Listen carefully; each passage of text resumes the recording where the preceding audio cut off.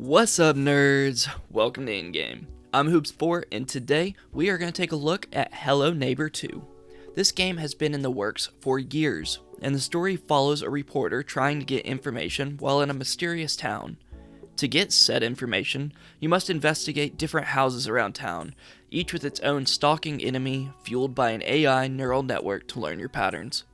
This is a great idea in premise.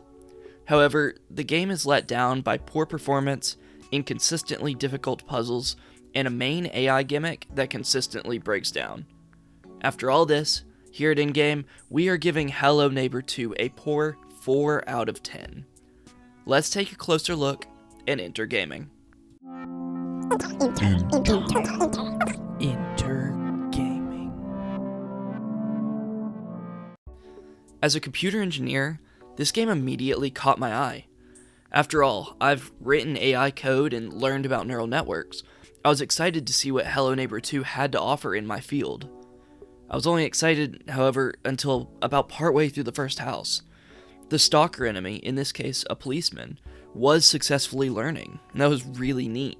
As he found me upstairs a couple times, his pattern changed to spending more and more time in the areas he knew I'd been. This is a crucial first step, showing that the small development team did at least in part fulfill their promises.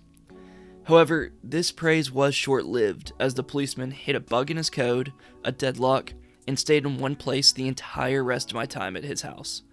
Yikes. For a game calling itself a stealth and horror adventure, this is about the least intimidating thing that could happen. And I gotta say, calling this game a horror is like calling Outlast a warm and gushy experience. Now, look, I don't want to sit here and bash on a small development team, as TinyBuild only has around 100 employees.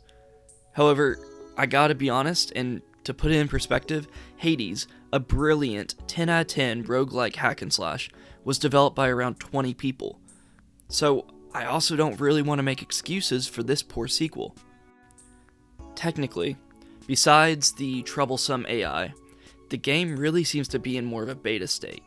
It has an inconsistent frame rate, and bugs galore. I was able to walk through a wall at one point to see the entire underside of a house. And this is along with 2 to 3 game crashes, one of which caused an achievement not to pop, and I'm pretty upset over that. There are only 5 moving character models, minus a couple pets, and 5 houses to explore, plus a treehouse. So calling this an open world sandbox is such a generous stretch of the truth, considering you can only interact with a small number of objects in each house, and none outside of the search zones of the houses. With this small number of objects and character models, I still found the AI getting stuck on objects. And I'm really struggling with the idea that this is a sandbox with only the small number of interactions. The story is weird, bland, confusing, and contradictory. If there were any dialogue or even some subtitles, maybe the developer's point would get across better. But as it stands, I felt like their message didn't get across, as I was basically just breaking and entering to get more information on something that was really none of my business. The gameplay consists of puzzle solving as the AI saunters around the house. The puzzles range from trivial to a downright guessing game. I did find a good number of the puzzles satisfying to solve, but they were often offset by the ones that felt pointless. Unless I missed a clue in a couple of occasions, I was literally blindly guessing at combinations of letters and numbers at times. And that's not a situation you desire when trying to solve puzzles. Lastly, I really need to mention the price tag. This is an absurd $40, with the deluxe edition for $60. Let me go ahead and tell you, save your money. If you are really desperate to play this game, then do it by having a Game Pass access. My runtime was just short of 9 hours to complete everything in the game. $40 is an astronomical price tag for a game of this scale and quality. And now, I understand why.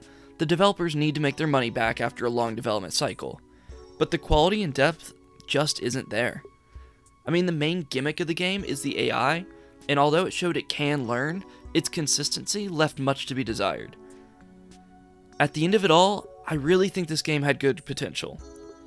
And I did have fun with it at times. There were just too many issues that left me unhappy with my experience. The way I see it, At this point, I played this game so you don't have to. Hello Neighbor 2 has proved to be an unsuccessful sequel that fails to impress in any of its main systems, and fully deserves a disappointing 4 out of 10. Thank you nerds for watching. I'm Hoobs4, and this is Ingame. Thank you for watching, right here on Ingame. Be sure to like, comment, subscribe for more content.